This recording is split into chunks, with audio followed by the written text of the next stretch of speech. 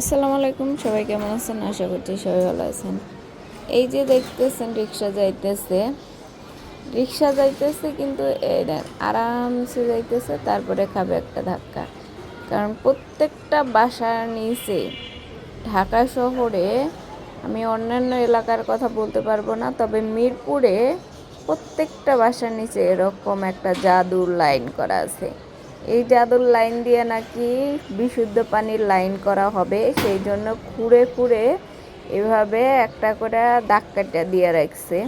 আমরা ছোটোবেলায় যেমন বউসি খেলাইতাম, এরকম দাগ কাটা দিয়ে দিয়ে এরকম অবস্থা যে এই রিক্সাগুলা অটোগুলা যে যায় এখান দিয়ে যাওয়ার সময় মানে 1 সেকেন্ড 2 সেকেন্ড পর পরে একটা করে ঠেকনা গুতা খাইতে হয়।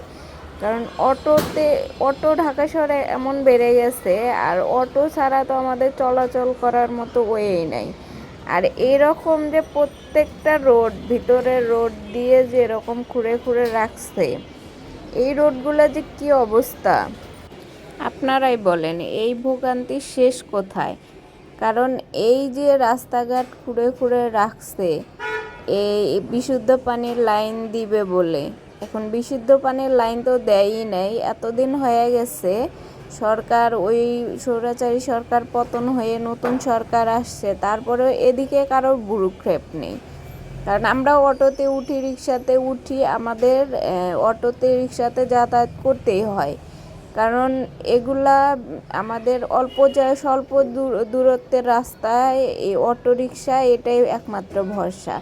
এখন অটোতে ওঠার পরে বা 1 সেকেন্ড 2 সেকেন্ড পর পরই এরকম ঠেকনা গুতা খাইতে খাইতে আমাদের রাস্তা পার হইতে হয়। কিন্তু এই যে প্রত্যেকটা বাসার নিচে যে খুঁড়ে খুঁড়ে এটা তো নতুন না, এটা বিগত 15 বছর 14 বছর 10 বছর বলেন, সবসময় আমরা এই পরিস্থিতি দেখে আসতেছি যে এই যে রাস্তাঘাট একবার বানাইতেছে একবার খুঁড়তেছে, একবার বানাইতেছে একবার খুঁড়তেছে।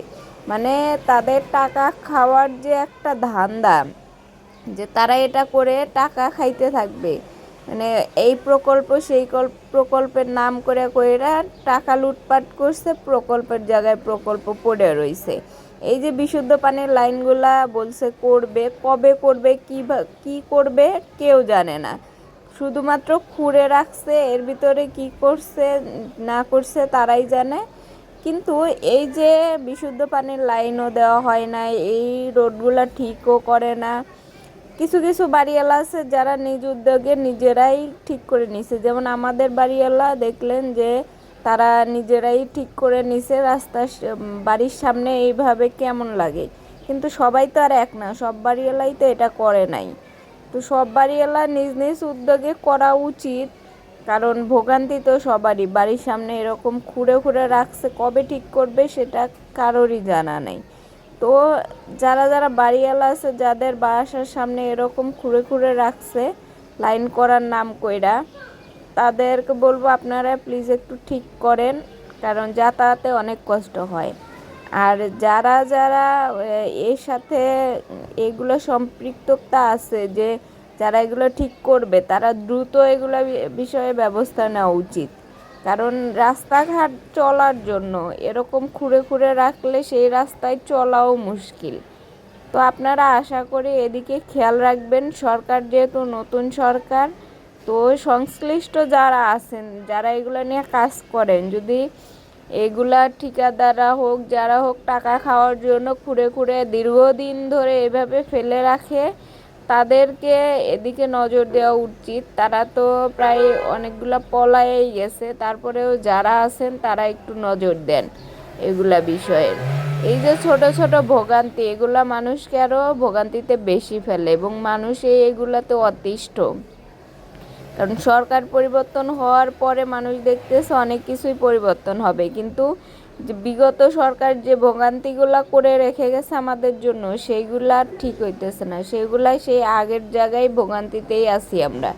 যে রাস্তার জ্যাম বলেন, ভাঙাচুরা রাস্তা বলেন, রাস্তাঘাটে ধুলাবালুর পরিমাণ বলেন, রাস্তাঘাটে ময়লা বলেন, সব কিছুই সে আগের আগের মতোই আছে।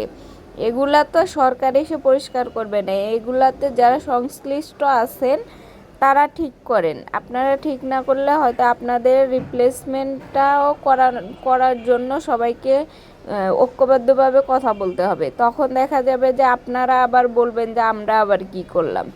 তো কিছু করার আগেই আপনারা এগুলা নিয়ে কাজ করেন, এগুলা ঠিক করার ব্যবস্থা করেন, সাধারণ মানুষের ভোগান্তি কমান। তো সবাই ভালো থাকেন, সুস্থ থাকেন। আল্লাহ হাফেজ।